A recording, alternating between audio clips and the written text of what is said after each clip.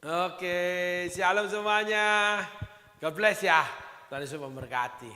Nah, kita udah belajar nih, kita mulai belajar menginjak tentang Rahel dan Lea.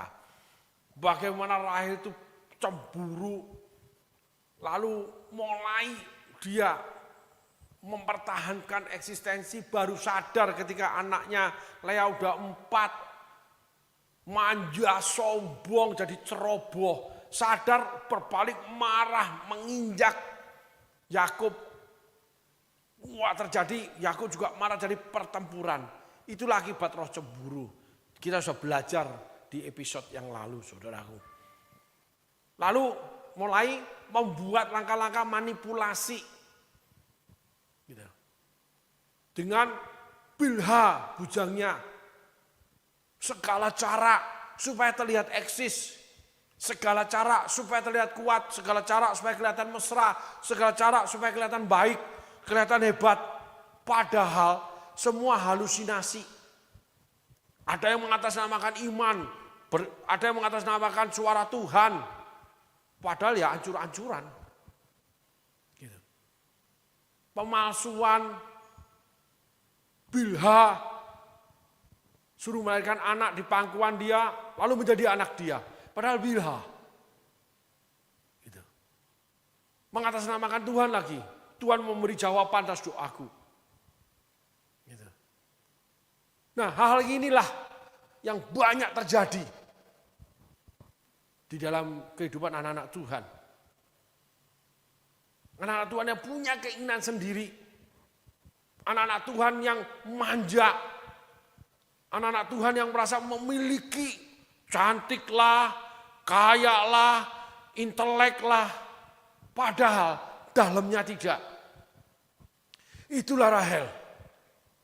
Dicintai Yakub, diperjuangkan Yakub, tapi mandul. Setelah 4 anak baru sadar, Lea 4 anak baru sadar. Yakub berjuang lagi 7 tahun ketika sudah diberikan Rahel. Wah, Rahelnya bangga. Kebanggaan itu menghancurkan. Namanya kebijaksanaan. Kebanggaan itu menghancurkan kehati-hatian. Kebanggaan itu membuka pintu kehancuran. Kebanggaan itu menjadikan pintu kecerobohan. Itu ada dalam kehidupan anak-anak Tuhan. Itu kebanggaan. Wah, bangga karena cantik. Wah, bangga karena punya duit. Bangga aja. Kebobolan, Lea punya anak 4. Bangga kenapa? Pingin terlihat eksis, pingin eksis. Terus tiba-tiba ada pesaing nih. Lihat orang lain terus, wah lihat story. Wah si A si ini sudah gini, jadi kita mesti gini. Mulai terus tekan suami. Suami tidak berguna, istri tidak berguna. Kamu lihat membuat perbandingan. Roh cemburu ada karena perbandingan. Nah, di situ mulai memanipulasi. Membuat semuanya kayak oke, semuanya kayak punya duit, semua ditampilkan. Padahal bukan ori. Satu hari akan rubuh, akan runtuh, akan hancur, saudaraku. Kenapa? Karena bukan dari Tuhan. Tuhan kan goncangkan itu. Juga ada banyak gereja yang dibangun megah. Rumah tangga yang kelihatan akut, pelayanan yang luar biasa, keluarga luar biasa. Hancur. Hancur. Sampai orang bilang, kok bisa? Karena di dalamnya itu tergoncangkan. Sehingga tidak tinggal tetap, tidak tergoncangkan. Bukan dari Tuhan. Gitu saudaraku. Hati-hati. Hidup tidak bisa membangun sendiri. Hidup tidak bisa mengikuti keinginan sendiri. Lalu mulai membuat batas ini. Harus begini, harus begitu. Mesti pakai cara ini, cara itu. Yang tidak selaras dengan firman Allah. Saya bukan fanatik firman Allah, saudaraku. Saya cuma fanatik dengan firman Allah itu benar. Karena memang kenyataannya begitu. Ada yang cepat, ada yang lambat. Akibatnya, ada yang menerima berkatnya, ada yang menerima keruntuhannya. Ada yang jadi seperti janji firman Allah, ada yang buruk seperti firman Allah yang katakan. Benar-benar lihat itu. Kenyataannya firman Allah itu benar dalam kehidupan setiap anak manusia. Firman Allah itu gak bohong. Jadi bukan fanatik. Tapi betul-betul percaya firman Tuhan itu. Sehingga hati-hati dengan melakukan dan memperlakukan firman Allah. Melakukan kehidupan, lalu meletakkan firman Allah dalam kehidupan. Harus membangun hati nurani yang bersih. Harus belajar firman-firman menerangi kegelapan di hati nurani kita. Lalu apa yang kita perbuat? Betul-betul kita harus memberikan nasihat terhadap diri kita. Mempertimbangkan, memikirkan akibatnya. Lalu kenapa? Menurut Alkitab gimana? Dalam pandangan Tuhan itu bagaimana? Karena selalu meletakkan hidup kepada Tuhan. Di sana melakukan keinginan Tuhan. Bukan kok Tuhan terus fanatik banget. Bukan, memang ini yang harus terjadi. Rahel itu menjadi istri, itu menerima janji Allah. Rahel itu keturunan daripada Abraham. Anak-anaknya. Gitu. Dia tidak bisa ambil dari anak yang lain. Gak bisa. Saudaraku. Nah ini penting, saudaraku. Sehingga Rahel mengambil yang namanya Bilha, bujangnya. Lalu diakui anak. Seseorang yang selalu ingin eksis. Tidak mau kalah. Lalu memanipulasi diri. Nggak tahu dirinya, lupa dengan masa lalu. Tidak pernah melihat kegelapan dirinya. Terus mengejar keinginannya. Itu akan memanipulasi dirinya sendiri. Kebohongan yang akhirnya menjadi kebenaran bagi dirinya. Dan dia tidak pernah terlepas dari kebohongan itu. Saya menemui beberapa orang dalam hidup saya. Kalau boleh dibicarakan begini. Pestol itu sudah di sini. Tetap dia berbohong. Itu melayani orang itu lama. Menggalinya bertahun-tahun. Baru keluar satu persatu. Loh dulu kamu bilang tidak. Kenapa sekarang kok kamu melakukannya bahkan lebih dalam? Dulu waktu Tuhan ngomong, kamu begini ya? Enggak, itu enggak pernah. Tapi ternyata lebih dalam daripada yang ditanyakan Tuhan waktu itu. Ketika pada waktu tertentu, waktu Tuhan masuk lagi, membongkar kesalahan itu, terbongkar jauh lebih banyak, jauh lebih dalam. Kebohongan yang sudah menjadi kebenaran dalam dirinya. Dia bilang enggak, diputer gimana enggak, sampai semalam suntuk juga enggak. Enggak, benar-benar enggak loh. Kebohongan, dusta yang sudah menjadi kebenaran bagi orang itu. Bagaimana spirit dusta itu merasuki seseorang. Itu benar terjadi. Itulah Rahel, saudaraku. Sehingga sampai akhirnya juga Rahel mengakui itu anaknya. Lea masuk dalam kompetisi juga sama, dia berikan bujangnya menjadi anaknya. Bagaimana jahatnya sebuah kompetisi, bagaimana busuknya menjadikan manusia itu ketika ingin eksis. Betapa dosa yang dibuat itu betul-betul bertumpuk, saudaraku. Menjadi kebenaran buat dia. Celakanya itu seperti itu, saudaraku. Yang diawali dengan roh cemburu. Roh cemburu adalah kehilangan di mana sesuatu itu yang menjadi berkat buat dia, yang mencintai dia, yang dia ingini, yang menyayangi dia, yang dia sayangi. Gitu. Misalnya mobil itu menjadikan dia itu merasa kaya, merasa dihargai orang, gitu. Merasa eksis dalam bisnis, beli mobil yang mahal. Gitu. Tapi dari utang. Nah di dalam dirinya dia merasa kaya. Ketika cicilan gak kebayar, itu bukan mobil dia. Dan dia tidak sekaya nilai mobilnya karena masih berhutang nyicil. Gitu. Lalu mulai memainkan uang orang untuk membayar cicilan. Merasa lega cicilan sudah dibayar. Padahal dari hutang membayar hutang. Itulah yang terjadi yang sekarang yang lagi viral itu pinjol. Dulu kartu kredit. Ada satu orang punya kartu kredit itu puluhan, sampai punya utang bank itu 1 miliar lebih. Nggak bisa bayar akhirnya. Hutang satu kredit dibayar pakai kartu kredit yang lain. Cuma apa? Supaya nampil kaya, makan di restoran, beli barang mahal. Semuanya mau serba mahal, tapi nggak mampu membeli. Bukan kredit itu salah, tapi nggak sesuai kemampuan. Makanya dibeli dengan cara kredit cicilan. Gitu loh. Belajar dari semut yang mengumpulkan makanannya pada waktu musim panas. Mengumpulkan makanan, menabung. Bukan menggali hutang. Supaya kelihatan kaya, tidak. Sehingga banyak orang kaya ketika terjadi musibah di dalam pekerjaan dia, di dalam apapun yang membuat dia kaya, gantung diri, bunuh diri dia. Kalau itu spiritnya Yudas. Kalau berkuasa spiritnya Saul. Gitu. Ini Rahel ingin supaya eksis, supaya tetap disayangi, supaya tetap menjadi nomor 1. Lea juga kena. Karena apa? Ketika udah menang, yang di sini naik lagi, dia akhirnya melakukan yang sama. Lea imannya itu goyah, goncang. Berarti kepercayaan sama Tuhannya tipis, saudaraku. Yuk kita lanjut lagi kisah Rahel dan Lea.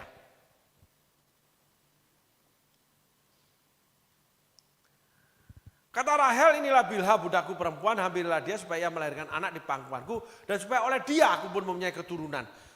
Supaya melahirkan anak di pangkuanku, oleh karena Bilha aku punya anak. Lah, pengakuan lah. Wah, anaknya Bilha kok. Ya, punya keturunan dari mana? Nah, ayat selanjutnya. Maka diberikannya lah Bilha budaknya itu kepada Yakub menjadi istrinya dan Yakub menghampiri budak itu. Nah ini permasalahannya, dijadikan istri.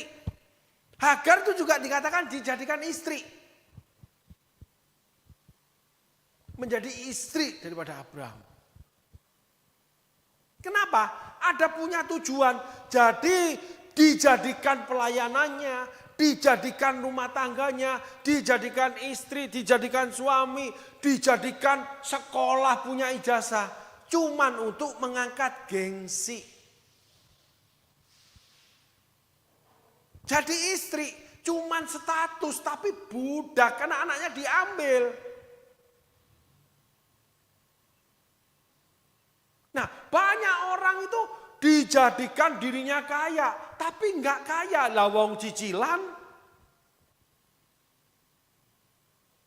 lawang utangnya banyak, lawang mempermainkan uang orang, bayar utang susah, lawang suka ngemplang duitnya orang, suka merampas duit orang, suka bohongin orang, suka menjerat, menjebak orang, sehingga orang kehilangan uang. Suka menginjak orang sehingga dapat keuntungan tinggi. Apakah itu kekayaan yang didapatkan sesuai kehendak Tuhan? Apakah itu namanya eksis di mana Tuhan yang mengangkat? Sehingga tidak ada yang bisa menurunkan? Tidak. Cuma memperoleh status tapi palsu. Jadi hamba Tuhan cuma jadi status, tapi tidak pernah melakukan tugas sebagai hamba Tuhan. Menjadi suami, punya anak, punya istri, nidurin istri. Istri diperlakukan sebagai istri, harus menjadi istri. Sementara tidak menghidupi istri dan anak, hidup nganggur. Sampai tua, itu banyak saya temui. Anakku itu, tapi nggak pernah menghidupi anak. Nggak kerja. Kerja pun nggak menghidupi anak. Jadi istri juga sama, nggak pernah berlaku sebagai istri. Suami mau apapun, keinginan apapun, ya udah seada-adanya deh. Makan seadanya, tidur seadanya. Dah, lu mau nih, dah selesai, dah puas, dah selesai. Kalau ingin menjadi istri, belajarlah dari Kidung Agung. Belajarlah dari kitab Amsal. Pasal 31. Istri yang menjadi permata bagi suaminya. Jadi itu cuma palsu status. Jadi gembala-gembala yang benar. Jangan cuma status. Membawa ke air tenang, rumput yang hijau supaya tenanglah jiwaku. Mazmur 23, saudaraku. Gembala yang menyerahkan nyawanya buat domba-dombanya. Memelihara domba. Saudaraku. Pernah dilakukan di pelayanan ini, saudaraku. Dan sangat sering dilakukan. Bagaimana orang miskin datang dibuat kaya oleh pelayanan ini. Dan si miskin berapa lama itu dirawat, dibantu, disokong, disupport sampai menjadi berhasil. Karena itu memang pelayanan pengembalaan saat itu ya. Saudaraku. Sehingga bukan status. Bukan hanya cuma pamer khotbah, pamer khotbah, pakai baju yang bagus. Sementara khotbahnya, ada yang copy paste dari YouTube, copy paste dari Google, dikhotbahkan persis, saudaraku, materinya persis, semuanya persis. Lah khotbah itu kan menyampaikan suara isi hati Tuhan kepada jemaat, kepada pendengarnya. Kan mesti dapat dari Tuhan, dapat dari YouTube, dapat dari Google. Lah, itu ada saudaraku. Sampai kaget saya. Loh Pak, yang dikhotbahkan orang itu ada di Google Pak. Yang khotbah yang ini loh Pak, ini persis banget khotbah, materinya ditaruh itu di layar itu persis. Wow! Gitu. Cuma mendapat status, oh saya berkhotbah. Tapi artinya khotbah menyuarakan isi hati Allah itu nggak ada. Bisa berupa pengajaran, bisa berupa teguran, bisa namanya pemberitaan. Itulah tugas daripada para pengkhotbah, saudaraku. Cuma status. Jadi hidup di bumi ini kita akan memiliki namanya status atau kedudukan. Kedudukan sebagai suami, sebagai istri, status sebagai direktur, sebagai pemilik perusahaan, status karyawan, status bawahan staf, status gembala, status penginjil, status itu ada. Tapi itu bukan kebanggaan. Kalau kebanggaan cuman status, enggak realitanya. Enggak begitu, itu palsu, manipulatif semua. Sehingga Bilha itu diberikan status istri manipulatif, wong bujang. Dan diakui keturunannya Rahel. Sehingga ada banyak yang namanya, Alkitab katakan, selidiki aku, lihat hatiku. Allah itu menyelidiki batin setiap anak manusia. Mata Allah menjelajah seluruh isi bumi. Mencari orang yang bersungguh hati kepada dia. Gitu. Allah itu menyelidiki batin setiap anak manusia. Jadi Allah itu melihat, Allah itu menyelidiki. Allah bilang enggak. Kamu hambaku iya, tapi kamu tidak lakukan pekerjaanmu yang ditugaskan pada kamu, pekerjaan pelayanan. Kamu enak-enak aja. Kamu cuma mau hidup enak, terima duit, pelayanan gitu aja. Kamu nggak berjuang untuk menyampaikan apa yang aku ingini, melakukan apa yang aku ingini. Kamu bukan hambaku. Nyah kamu dari hadapanku sudah. Sebagai suami juga sama. Oh ini anak saya jadi gini. Apa kamu pernah menjadikan dia menjadi gini? Enggak. Dari kecil sampai dewasa kamu gak peduli. Oh itu istri saya. Apa kamu perlakuan dia sebagai istri? Demikian juga sebaliknya terhadap yang namanya suami. Termasuk juga yang namanya ayah, ibu, atau bapak rohani atau gembala. Apakah ketika kamu panggil status gembala, memperlakukan hamba Tuhan itu sebagai gembalamu? Kewajiban kamu sebagai domba itu kamu lakukan enggak? Halo? Seorang gembala patut mendapat susu dombanya. Seorang petani itu yang menuai pertama kali panennya. Rasul Paulus tulis itu. Nah, semua cuma status yang diberikan, yang disandang. Tapi tidak. Itulah yang namanya Bilha. Bujang kok dikasih status istri sih. Terus diaku anak sih. Itulah namanya seperti penipuan. Karena pingin eksis. Gayanya doang aja bawa mobil. Tapi gak bisa biayai keluarga. Gayanya doang itu punya mobil, tapi cicilannya Senin Kemis. Gayanya doang nyicil mobil, tapi nggak bisa kasih makan yang baik buat anak dan istri. Gayanya doang naik mobil, tapi nggak bisa menyediakan terbaik buat anak. Anak harus pinjam sana, pinjam sini. Gayanya doang. Apakah itu tidak seperti iblis, tidak seperti orang-orang dunia yang di dalam kuasanya iblis? Iblis menyerupai malaikat terang. Banyak anak-anak Tuhan menyerupai orang baik, orang benar, orang kaya. Maaf saudaraku, sekali ini dibawa Tuhan itu untuk menelanjangi kepalsuan. Kalau saudaraku merasa tidak palsu ya tidak masalah. Kalau merasa palsu ya bertobat saja. Ditelanjangi itu tidak enak saudaraku. Kitab Wahyu katakan, kamu telanjang di hadapanku loh. Ditelanjangi sama Tuhan. Status itu tidak menyatakan namanya kualifikasi predikat yang disandang. Tidak. Status itu cuma namanya tempelan saja. Tapi perilaku itu yang menyatakan status kita itu apa. Karya kita itu yang akan mendapat pengakuan, bukan perkataan kita. Hasil tidak membohongi usaha. Sebagai suami tidak menghidupi keluarga, ya dianiaya sama istri. Ya istri protes, ya normal saja. Sebagai istri tidak melayani suami, suami dilayani perempuan lain, ya tidak usah protes, normal saja. Halo. Semua kan sebab akibat, karena ada statusnya saudaraku. Sehingga kalau hidup di dalam Tuhan, yang pertama, kita harus melakukan segala sesuatu sesuai dengan kehidupan yang Tuhan beri. Salah satunya status atau kedudukan. Kalau menikah, ya laki-laki harus memelihara keluarga. Perintah firman Tuhan. Di kitab Timotius, penilik jemaat, diaken. Lalu yang jelas di 1 Timotius 5 ayat 8. Seorang pemimpin keluarga tidak memeliharakan keluarganya. Dia sama dengan orang murtad dan lebih jahat daripada orang tidak beriman. Murtad sudah. Jadi di gereja, wah begini ngomongnya firman. Saya ketemu orang begitu. Wah di gereja itu vokal. Wah ngomongnya firman. Tapi keluarganya merayap untuk makan.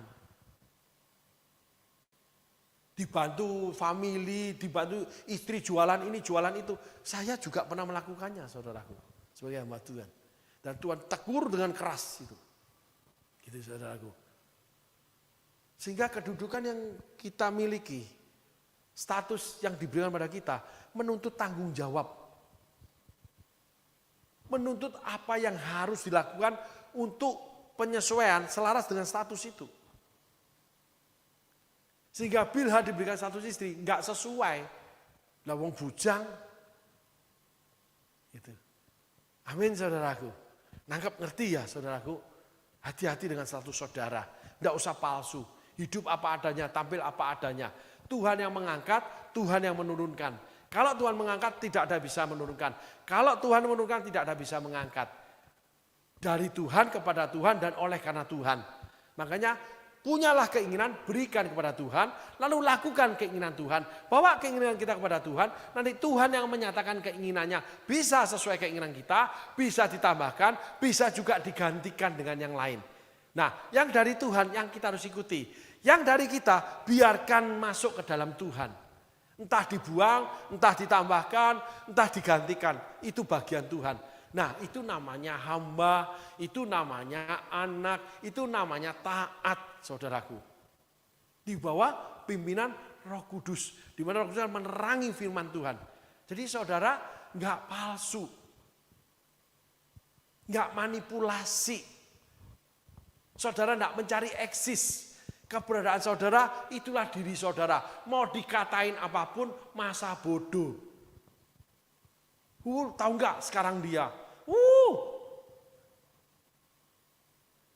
Ketika menghadapi kesusahan pasti banyak celaan. Tuh lihat, Injil yang diberitakan itu sudah enggak berlaku. Buktinya dia sekarang keadaannya kayak begitu. Gitu. Tiarap.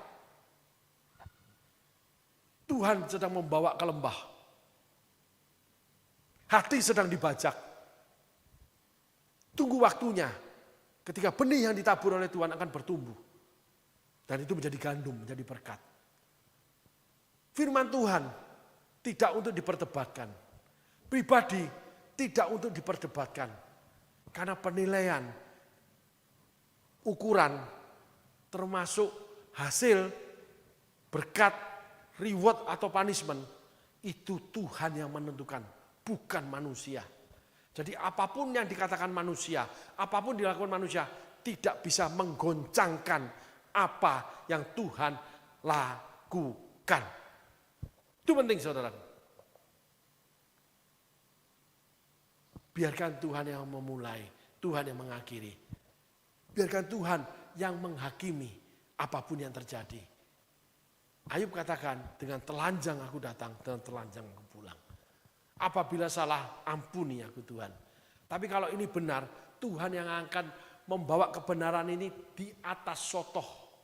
Tuhan akan membawa kebenaran ini menjadi matahari. Tuhan membawa kebenaran itu untuk menyinari dunia ini. Sehingga apa yang dilakukan itu yang benar akan jadi berkat buat banyak orang.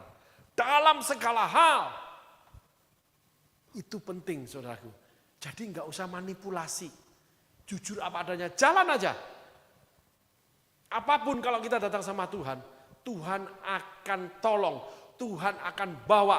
Tuhan sendiri akan bawa penyelesaiannya. Tuhan sendiri akan menghantarkan kita pada penyelesaiannya. Oleh karena kita datang sama Tuhan. Jadi bukan karena penilaian manusia, bukan oleh karena salah atau benar, bukan karena gagal atau berhasil. Semua karena Tuhan. Sehingga pengakuan Rahel tidak menggoncangkan apa yang Tuhan sudah tetapkan. Dimana kita belajar dari Abraham sampai 12 suku Israel. Setelah itu bawa dalam kemiskinan yang parah. Menjadi budak di Mesir 400 tahun, saudaraku. Dan tidak diucapkan kepada Yakub loh.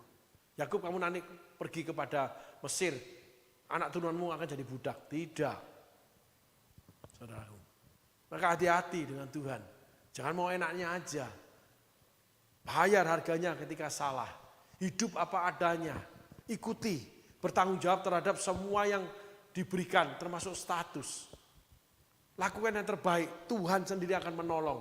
Tuhan sendiri akan menghantarkan kita menuju tujuan yang Tuhan kehendaki. Kalau kita tinggal di dalam Tuhan, kalau firman Tuhan tinggal di dalam kita, kalau kita meletakkan keinginan kita kepada Tuhan, sehingga kita terima keinginan Tuhan dan lakukan, Tuhan menyertai dan pasti jadi. Nah jadinya enggak ukuran kita, enggak. Ukuran Yakub diberkati, ternyata masa tuanya miskin. Jadi pengungsi di Mesir dia, ditolong oleh Yusuf. Ruben itu hak sulung, anak sulung. Tidak, ketemu Yusuf yang dipakai. Karena keos semua ini saudaraku. Nah inilah kita belajar tentang sampai ke Rahel dari yang namanya Yakub, Esau, Laban. Lalu kita tarik kembali ketemu dengan namanya Abraham. Ketemu Terah, ketemu Nahor. Nah ketemu Ribka. Ketemu dengan yang namanya Leah dan Rahel. Ini penting saudaraku. Ribka kakak beradik dengan Laban. Jadi semua spirit penipu masuk ke dalam Rahel. Manipulasi anak. Terah garis itu betapa pentingnya kita membebaskan keturunan kita. Dari terah masa lalu yang salah. Bayangan kegelapan yang salah yang mengejar kita. Itu bisa terjadi ketika kita menuju kepada terangnya yang ajaib.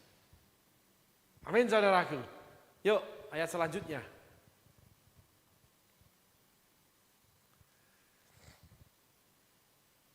Bilha mengandung lalu melahirkan seorang anak laki-laki bagi Yakub.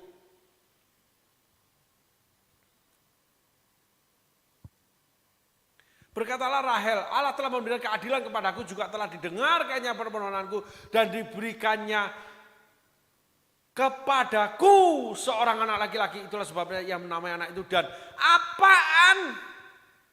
Oh dia tetap mandul. Dusta yang sudah berubah menjadi kebenaran di dalam dirinya Rahel.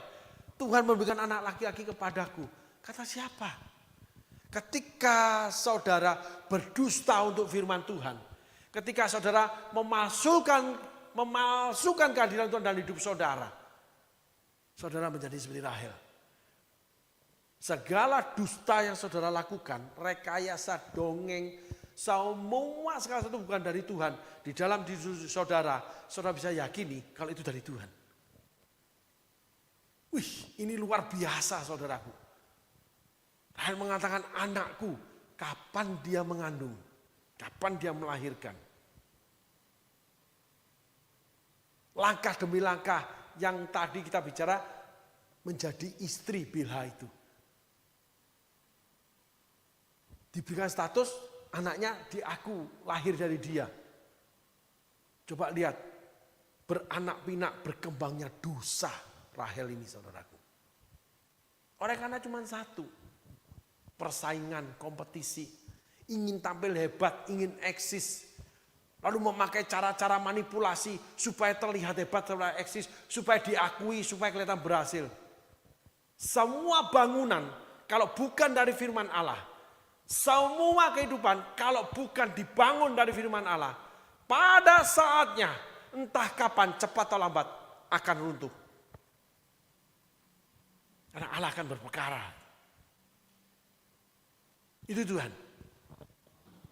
Karena Tuhan akan menghakimi setiap perbuatan.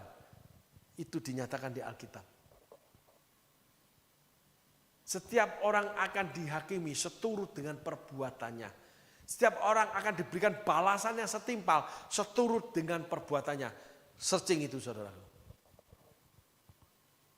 Sehingga Paulus mengatakan, ngeri jatuh dalam tangan Allah yang hidup. Punyalah rasa takut kepada Tuhan. Itulah permulaan kehidupan. Salomo tulis itu. Pengenalan akan Tuhan permulaan kehidupan. Karena Salomo mendapat kekayaan, tidak mengenal Tuhannya, hampir binasa. Ayub dibuat kaya sama Tuhan, tapi cuma mendengar cerita dari orang lain tentang Tuhan. Saudara baca kisah Ayub.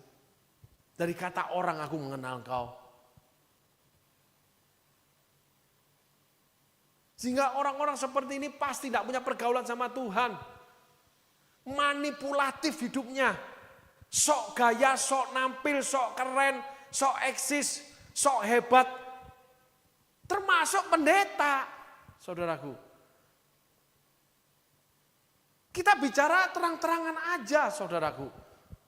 Karena ada memang hamba-hamba Tuhan yang membangun pelayanannya kehidupannya salah. Manipulatif, akhirnya runtuh pelayanannya. Keturunannya itu kacau, balau, keos semua saudaraku. Kita nggak boleh tidak mengungkapkan ini, tidak boleh menutup mata. Supaya menjadi pelajaran buat semua anak-anak Tuhan termasuk hamba-hamba Tuhan. Harus Tuhan yang membangun. Sia-sialah manusia membangun kalau bukan Tuhan membangun. Apalagi kita diberikan status sebagai hamba Tuhan. Sebagai gembala, sebagai penginjil, sebagai nabi. Izinkan Roh Kudus yang membangun. Karena itu kehendak Tuhan, keinginan Tuhan kita menjadi gembala, penginjil, menjadi hamba Tuhan. Termasuk jadi pengusaha yang berhasil. Menjadi kaya seperti Salomo. Menjadi orang nomor 1 kaya di daerah timur. Itu namanya Ayub. Menjadi orang yang membangun setiap sumur itu keluar air Abraham, Ishak dan Yakub. Karena tangan Tuhan menyertai mereka. Tapi bertanggung jawablah dan semua itu. Tampil apa adanya, enggak usah sok, enggak usah ditambah-tambahkan. Enggak usah dilebih-lebihkan supaya nampak hebat. Pemalsuan, manipulatif. Lalu itu merasuki diri, akhirnya tampil menjadi orang berhasil, orang kaya. Padahal itu enggak berhasil, enggak kaya. Banyak sekali saudaraku. Kalau pergi, kalau pertemuan, kalau lagi ke gereja, kalau lagi ini, terlihatnya itu, waduh ini orang kaya. Bahkan ada lagi orang saudaraku beli mobil khusus untuk ke gereja. Karena merawat mobilnya, nggak mampu ganti oli itu mahal. Bahkan yang punya nggak bisa setir mobil, Gak bisa Pak mobilnya. Lalu undang supir. Ekonomi pas-pasan punya mobil. Lalu pergi ke gereja supaya tampil jadi orang kaya di gereja. Itu benar saudaraku saya dapati. Demi nama Yesus. Yang saya saksikan itu benar saya dapati orang-orang itu. Itu benar saudaraku. Dan semuanya terjungkal saudaraku. Semuanya kehidupannya jadi chaos saudaraku. Lalu keluarga jadi rusak, kacau balau saudaraku. Yang semuanya itu dimulai dari namanya manipulatif, lalu alfanya nggak jelas. Kepemimpinan Roh Kudus itu sudah nggak ada, lalu pemimpin yang ditentukan Tuhan juga nggak ada. Semua orang ingin memimpin, semua orang ingin mengendalikan. Hagar itu ingin mengendalikan, maka memandang remeh, memandang rendah nyonyanya. Karena dia menguasai Abraham, entah kenapa. Karena Sarai udah tua nih, yang muda menguasai nih, marah yang tua ini. Saudara baca kisah Abraham. Lupa kalau itu bujang, itu budak. Diusir akhirnya. Tapi ditulis jadi istri loh. Status manipulatif itu. Supaya apa? Kamu punya keturunan sesuai dengan janji Allah. Bukan Allah yang membangun keturunan, manusia yang membangun. Bukan Allah yang membangun pelayanan, manusia yang membangun. Pakai cara-cara dunia, ya runtuhlah. Karena Tuhan pasti goncangkan itu saudaraku. Ini khotbah kebenaran, bukan khotbah yang pedas. Tapi ini yang nampak terjadi. Ketika kita tidak mau melihat dan mengakuinya, dan kita mau belajar, kita itu sudah menipu diri kita sendiri. Kita sudah menipu kekristenan. Kita sudah menipu namanya Alkitab. Gak boleh, jangan dibicarakan, tidak baik. Kata siapa?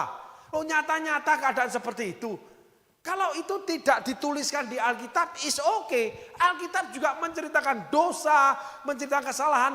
Bagaimana Daud ditegur Nathan di depan seluruh pejabat istananya. Bagaimana Nabi Mika menunjuk kepada Ahab termasuk Nabi Zedekia bagaimana kematiannya. Bagaimana Paulus mengatakan dengan terang-terangan, aku memprotes Kefas. Munafik kamu. Di depan saudara-saudara yang lain. Ada kesalahan yang memang harus diungkap untuk semua orang belajar. Memang ada kesalahan yang bisa dibicarakan secara pribadi. Tetapi nggak bisa kalau memang harus diungkap itu. Karena ini karakter ada banyak menjangkiti banyak orang. Ini bukan pribadi yang salah. Ini penyakit di banyak orang Kristen. Penyakit yang ada di gereja-gereja. Soal keuangan gak pernah bisa beres. Manipulatifnya. Dan itu kita harus ungkap untuk kita belajar. Tidak menyeret pada pengadilan terhadap orang-orang atau gereja-gereja itu tidak. Tapi semua pendengar yang mendengarkan berita yang buruk ini, kita belajar. Iya sih, kalau itu memang salah. Aku gak mau kayak begitu. Biarinlah gerejaku sederhana. Kalau Tuhan ingin bangun, biarkan Tuhan yang membangun. Jadi gak usah manipulatif kita, nanti kayak itu loh. Sebuah berkat yang besar. Buat orang-orang yang baru jalan. Itu kebenaran. Yesus itu mencela orang-orang benar yang menurut mereka. Orang Saduki, orang Farisi, ahli Taurat. Imam-imam kepala. Yesus ngomong. Halo, dengan resiko Yohanes Pembaptis dipenggal kepalanya. Gara-gara tentang Herodes dengan Herodias. Nah ini kenyataan status hamba Tuhan yang harus membicarakan apapun yang tertulis di Alkitab, apapun yang terjadi realitanya kehidupan. Gak boleh dimanipulasi, gak boleh ditutupin. Menjadi pusat pembelajaran yang luar biasa. Itu saudaraku. Nah, kisah Rahel dengan Bilha ini, di mana akhirnya pengakuan manipulasi terjadi keturunanku. Enggak, keluar dari rahimnya Bilha kok. Yuk, ayat selanjutnya.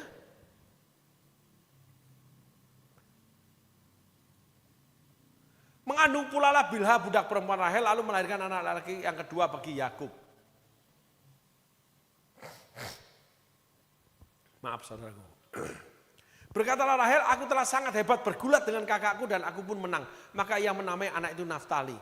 Mengakui anak lalu bergulat dengan namanya Lea. Lalu dia merasa menang. Menang apanya? Wong dia mandul, tetap mandul. Walaupun punya mobil tetap miskin. Karena masih miliknya leasing. Walaupun punya rumah masih miskin. Karena masih miliknya bank. Begitu gak bisa bayar, disita.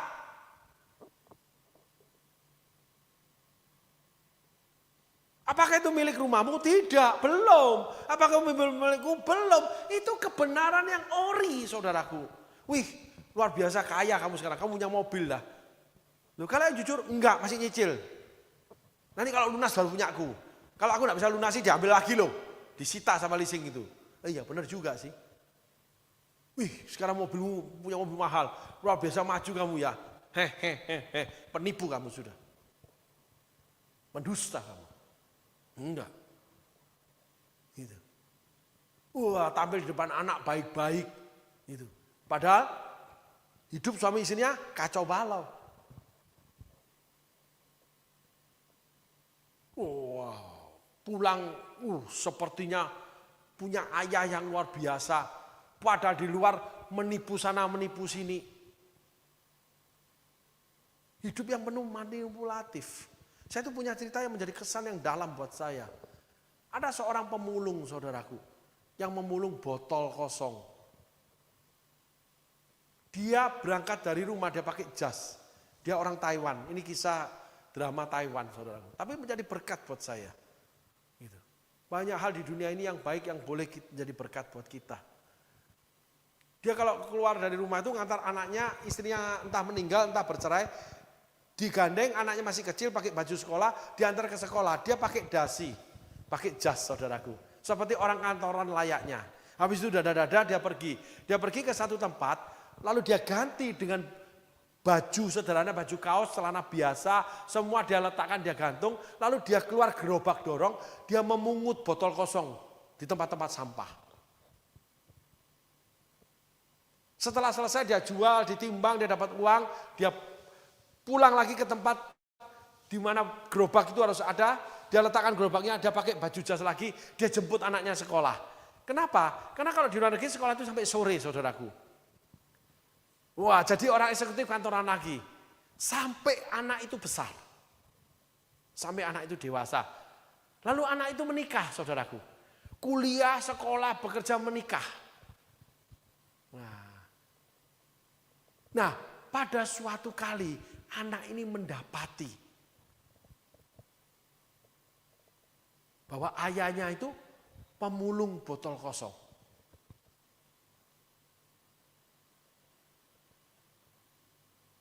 Oh, anak itu belum menikah saudaraku, belum menikah ceritanya. Gitu. Anak itu sudah lulus sekolah, bekerja, pacaran. Nah, lalu ayahnya ini sakit. Gitu. Tapi pada suatu waktu dia menemui ayahnya ini pemulung botol kosong. Menghidupi dia menjadi pemulung. Tapi nggak ingin mempermalukan dia. Pakai baju kantoran. Singkat cerita ayahnya meninggal. Karena kena sakit saudaraku. Mati. Anaknya menikah.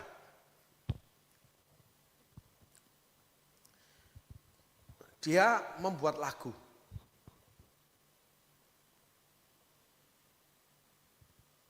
Bagaimana lagu itu pedihnya. Bagaimana lagu itu menghargai status ayah. Itu bukan manipulatif saudaraku. Tidak ingin mempermalukan. Tapi real berjualan botol mendapatkan uang real. Gak menipu sana sini. Enggak gaya-gaya nak mobil cicilan yang susah bayar tertunda 3 bulan. Utang sana utang sini untuk nyicil. Nanti baru dapat duit baru cicil lagi. Tapi gaya bawa mobil, nyekolahin anak gak bisa bayar. Gak bisa support anak dengan yang baik. Tapi gayanya kayak orang kaya. Kalau ini enggak. Bedakan saudaraku. Sehingga anak ini ketika menikah dia nyanyi. Lagunya Ciu Kantang Boebo. Gitu. Ciu Kantang Boebo. Adakah botol kosong? Karena ayahnya teriak.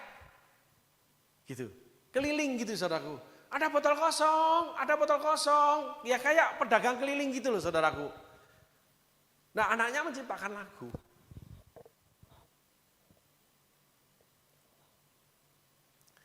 Berkorban. Sehingga ayahnya ini tidak bersaing. Karena dia tidak peduli dengan orang lain. Sehingga kita itu berpenampilan baik. Tidak untuk mempermalukan. Tapi dengan hasil yang benar. Dengan apa? Berjuang.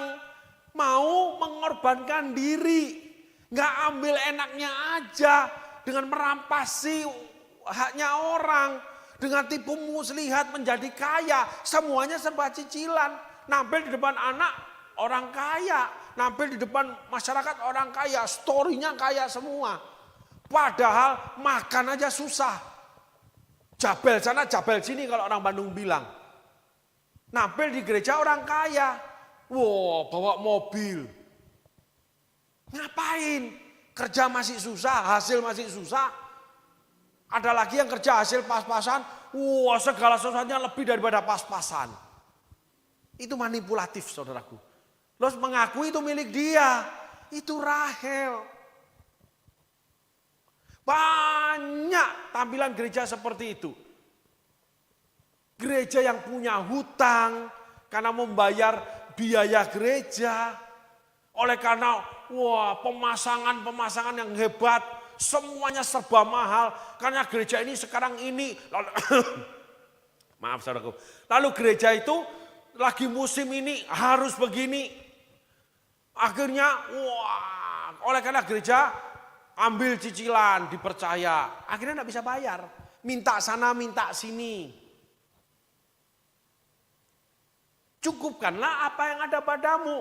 Cukupkanlah ini yang nggak diambil. Tampil apa adanya saja. Punyanya segitu ya udah.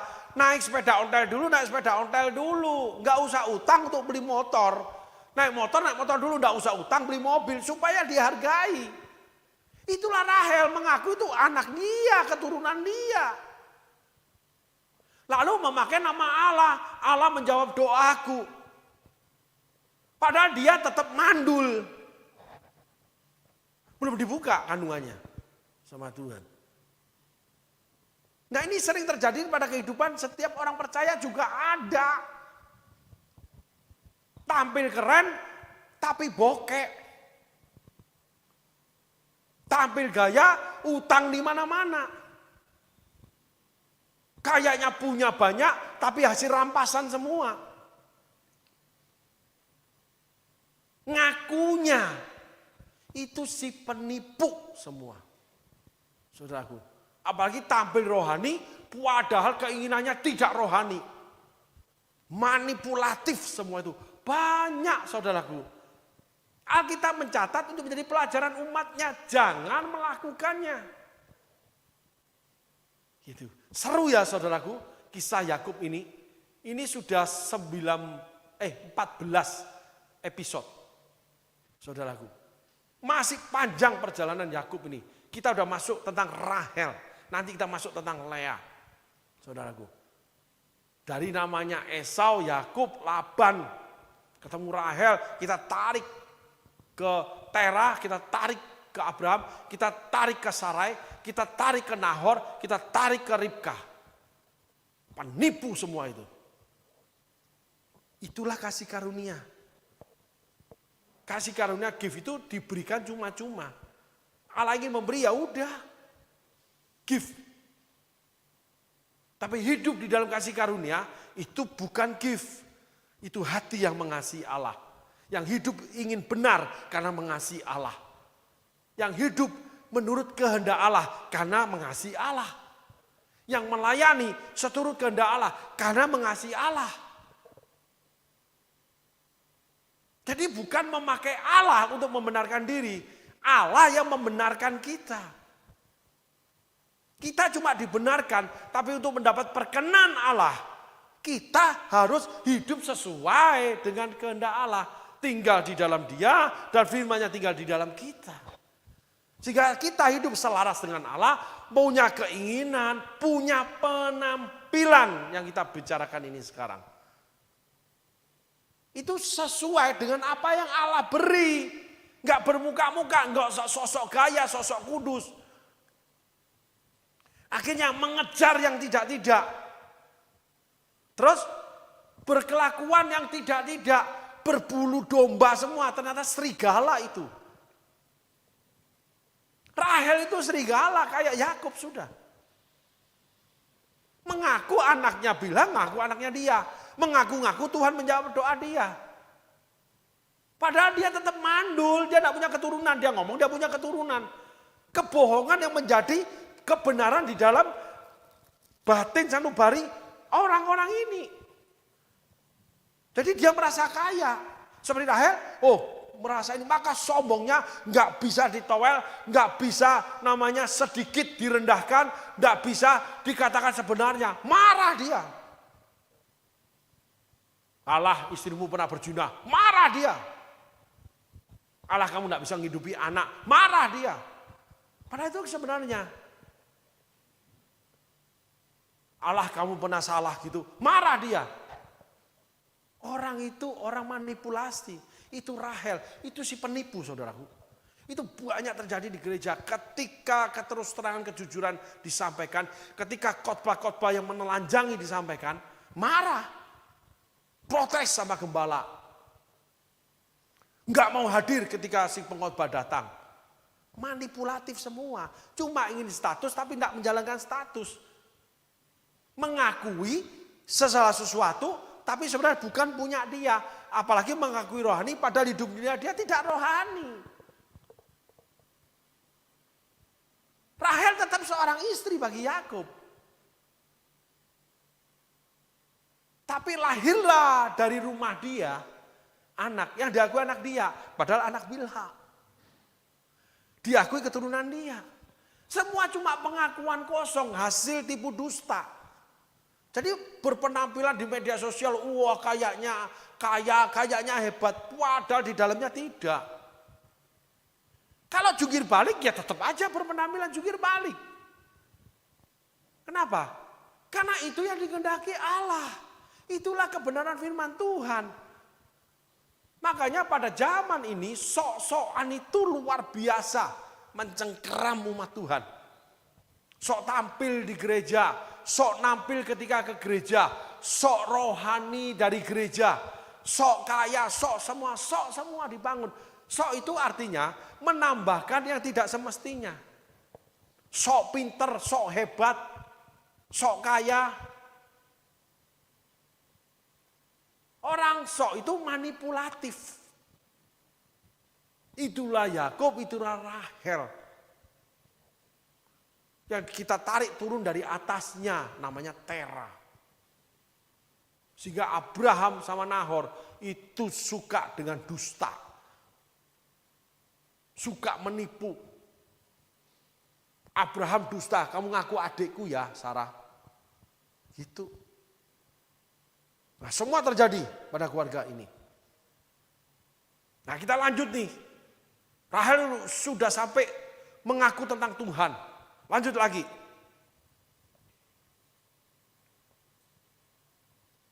Ketika dilihat Lea bahwa ia tidak melahirkan lagi, dia ambilnya Silpa, budaknya perempuan, dan diberikannya pada Yakub menjadi istrinya. Lah, Lea ini ketularan. Pergaulan yang buruk merusakkan kebiasaan yang baik. Sedikit lagi mengamirkan adenan. Ternyata Lea itu awalnya cuma untuk dicintai, akhirnya dia masuk kompetisi. Sehingga hidup itu harus fokus dengan apa yang Tuhan ingini. Jangan fokus dengan orang lain. Kita akan masuk dalam perputaran kompetisi. Wah, si itu sekarang udah hebat lu. Dia punya pelayanan begini. Oh, itu sudah hebat, usahanya dia begini. Maka sekarang kejar-kejaran dengan usaha. Supaya dikatakan hebat juga. Apalagi pasangan kalau ngomong. Lea akhirnya menyerahkan Silpa budaknya.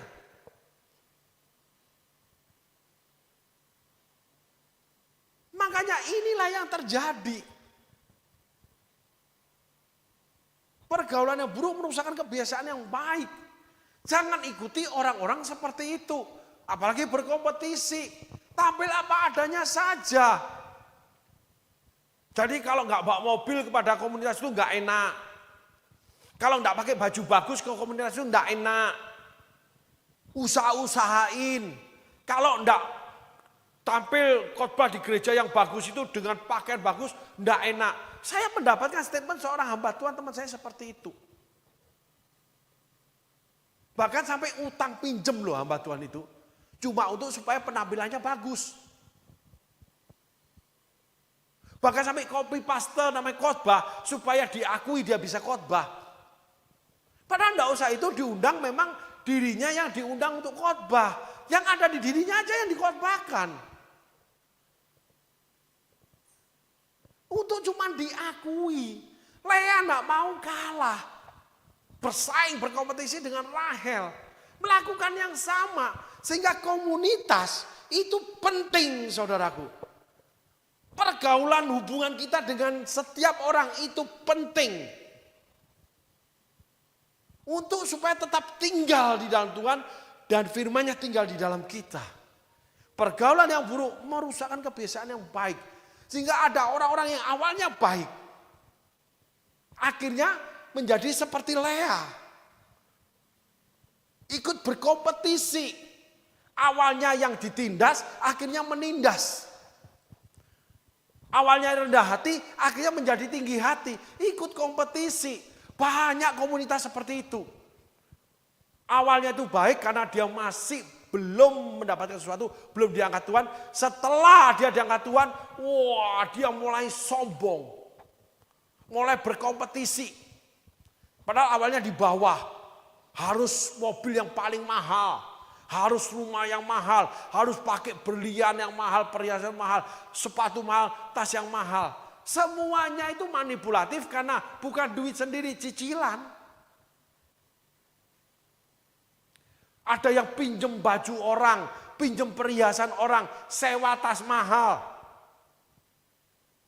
Supaya terlihat malah ada yang berhutang untuk pergi berlibur. Kenapa? Karena komunitasnya. Dia ingin bersaing menjadi sama dengan komunitas dia. Itulah Lea. Oleh karena Rahel punya anak dari budaknya. Lah Lea ini lalu suruh budaknya juga. Kan lucu. Udah punya 4 anak yang dilahirkan dari dirinya. Sekarang mengikuti budak. Banyak orang seperti itu. Udah baik-baik di gereja mengikuti orang-orang yang salah. Udah dipakai Tuhan mengikuti orang-orang yang salah. Akhirnya nggak bisa pelayanan. Nggak bisa dapat gereja yang baik. Kenapa? Nggak mau namanya mengikuti keinginan Tuhan. Nggak mau Tuhan tunjukkan arahnya kemana. Semuanya sesuai dengan keinginannya. Semuanya terus pingin eksis. Pingin diakui. Sehingga ketika sudah mendapat itu, wah congkaknya luar biasa. Lebih daripada yang lain loh. Yuk kita lanjutkan Lea. Habis itu kita tutup saudaraku.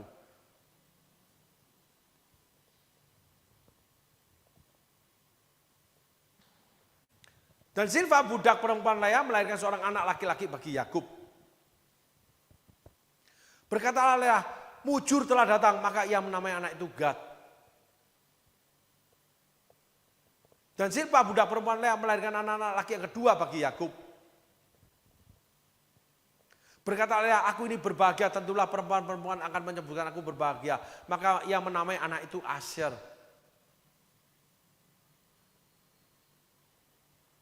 Ya, kita berhenti sampai ayat 13. Lea ini akhirnya menipu dirinya sendiri. Dia kehilangan kebahagiaan punya 4 anak loh. Anak dari budak membuat dia bahagia. Lah itu kan gak masuk akal. Banyak orang seperti Lea akhirnya tidak masuk akal karena masuk persaingan untuk penampilan menjadi the best. Padahal dia sudah the best. Mungkin dia pemimpin gereja kecil yang jemaatnya berkembang, bertumbuh imannya. Lalu ikut-ikutan mulai pakai kegerakan-kegerakan. Sehingga meninggalkan gerejanya, membuat gerejanya itu resah. Lalu jemaatnya nggak bertumbuh, banyak sekali hal-hal yang jelek terjadi gerejanya. Supaya kelihatan eksis di antara pendeta. Karena bersaing dengan yang lain. Semua orang mengadakan KKR, saya harus ber-KKR juga. Minimal juga mengambil bagian KKR di orang lain. Bukan KKR yang salah, keinginannya yang salah. Nggak mau fokus bahwa Tuhan pakai di gerejanya yang kecil. Lalu mulai kumpul-kumpul dengan jemaat-jemaat kaya. Lalu mulai munduk-munduk dengan pendeta-pendeta kaya. Supaya diberikan sedikit bagian. Padahal dia pemimpin di gereja kecil. Yang kebersamaan dibangun.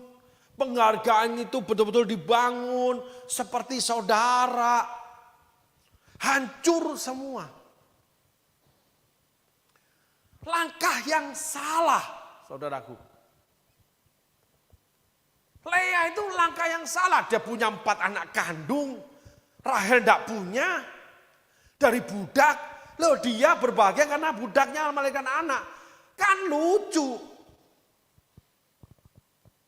Mahkota dilepaskan. Mengejar sama dengan yang lain. Melayani Tuhan, bagaimana Tuhan hadir terus. Lalu yang lain punya mobil, punya kaya, makanya langsung mengambil semua pelayanan supaya dapat duit, supaya bisa beli mobil. Mulai mendekati orang-orang kaya supaya mau menyumbang di gerejanya. Akhirnya kehilangan kemuliaan, itulah Nabi Nathan. Karena istana Daud yang memadamkan karunia-Nya dia. Karena ingin eksis, saudaraku.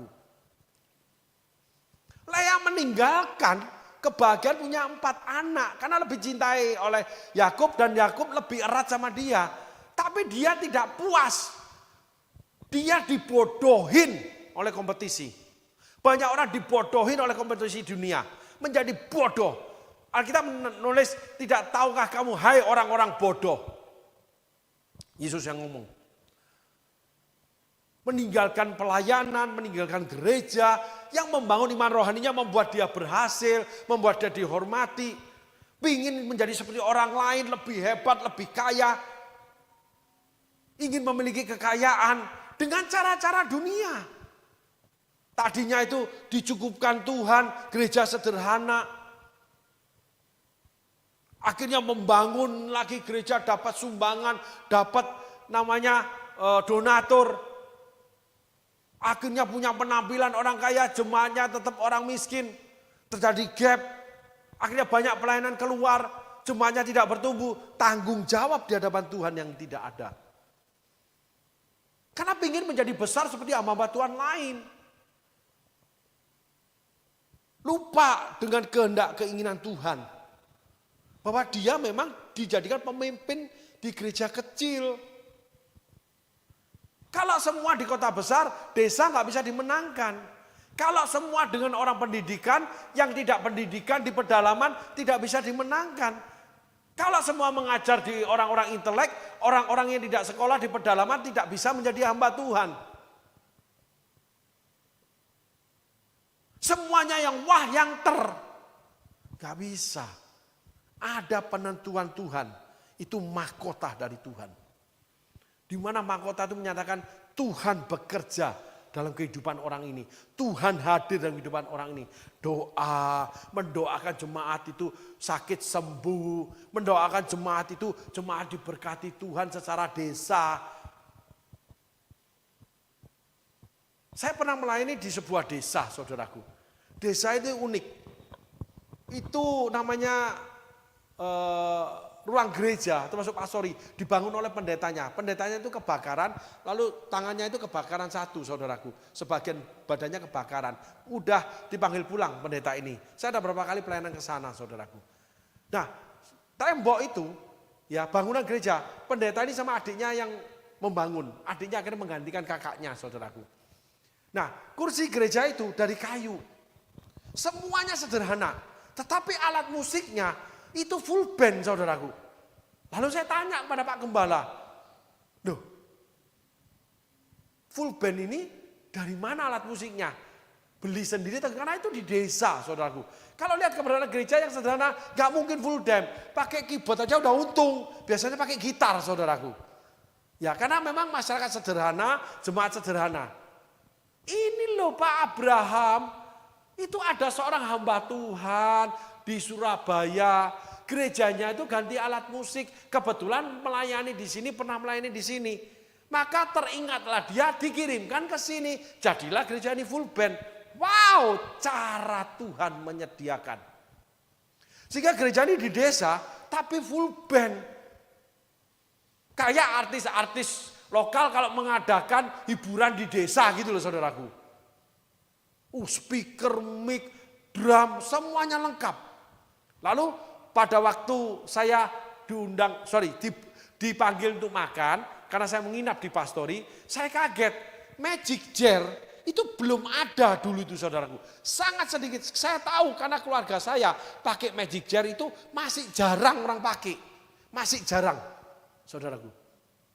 Dia itu pakai magic jar. Waktu itu masih belum bisa masak magic jar-nya. Yang buat masak nasi itu belum masak. Itu cuma menghangatkan. Dia pakai itu loh. Ayo Pak Abraham makan, nasinya anget loh. Dari itu sampai kaget saya, saudaraku.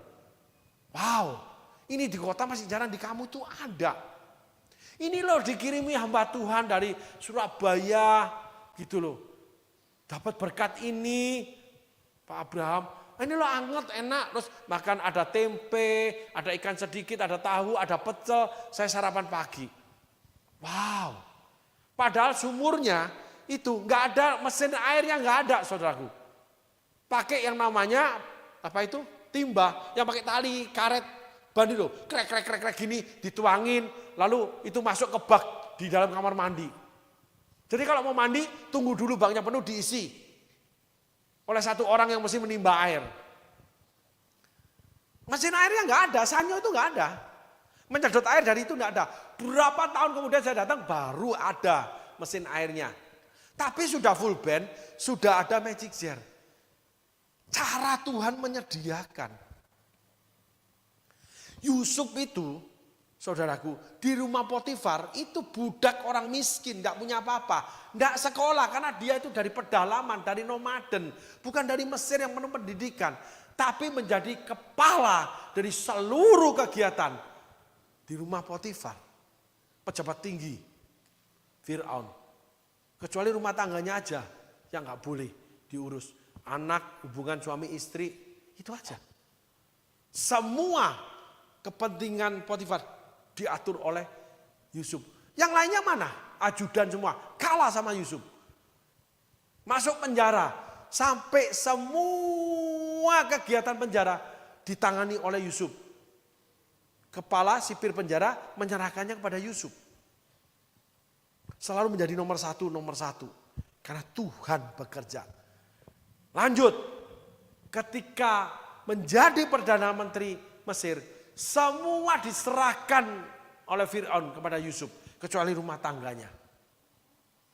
Alkitab mencatat, apapun yang dilakukan dikerjakan Yusuf, dibuat Tuhan berhasil. Karena tangan Tuhan menyertai setiap pekerjaan yang dikerjakan oleh Yusuf. Tuhan yang bekerja, Tuhan yang beracara. Kenapa? Karena Yusuf tinggal di dalam Tuhan. Yusuf tinggal di dalam firman Tuhan. Yusuf Tuhan yang angkat. Yusuf tidak berusaha sendiri, gak sok-sokan. Yusuf sebagai budak, sebagai nabi, sebagai orang Ibrani. Bukan orang Mesir. Dan Yusuf mengakui keluarganya di hadapan Fir'aun. Yusuf mengakui dirinya bahwa aku budak, aku nabi, aku orang Ibrani, orang desa. Tidak sok-sokan memalsukan penampilan. Berlaku seperti orang kaya, seperti orang terhormat, seperti orang intelektual, seperti pejabat, seperti priayi. Enggak. Yusuf menampilkan menghidangkan dirinya apa adanya. Yusuf tinggal di dalam keinginan Tuhan. Mengalir bersama Tuhan.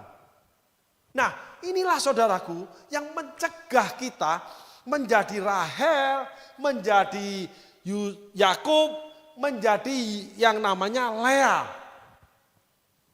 Yusuf tidak terseret arus untuk berkompetisi. Yusuf disingkirkan oleh namanya Tante Potifar. Yusuf disingkirkan oleh juru makanan, juru minuman. Tapi Tuhan sendiri ketika Yusuf disingkirkan, di situ Yusuf belajar tentang pemerintahan dari pejabat-pejabat tinggi Firaun yang dihukum di penjaranya pejabat Firaun.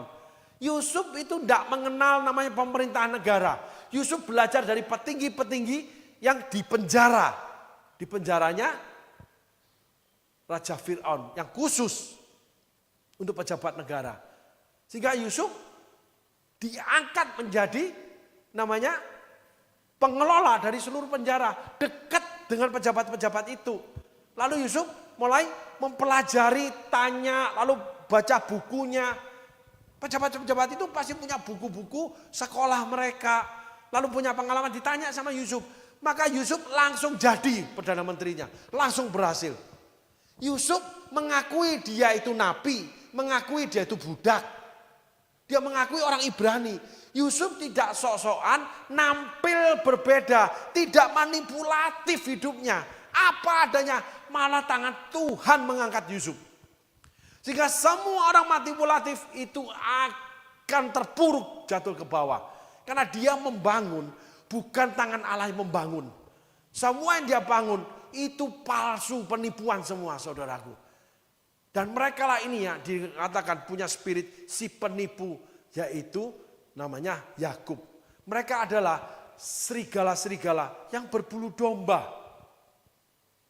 Mereka akan terpuruk saudaraku.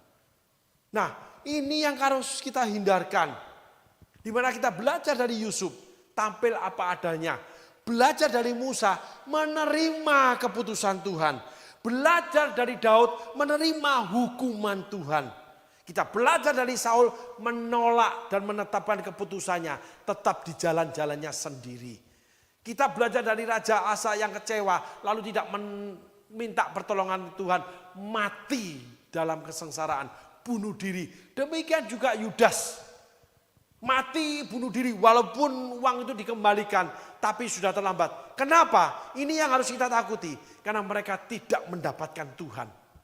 Jadi saudaraku boleh manipulatif. Boleh hidup seenaknya. Boleh menggali kekayaan dunia, cara dunia. Boleh menjadi apapun secara dunia. Tapi ingat, pada saatnya ketika ajal menjemput. Pada saatnya ketika kesusahan mendatangi saudara. Saudara belum tentu bisa mendapatkan Tuhan. Ada contoh-contoh Alkitab di mana mereka tidak bisa mendapatkan Tuhan.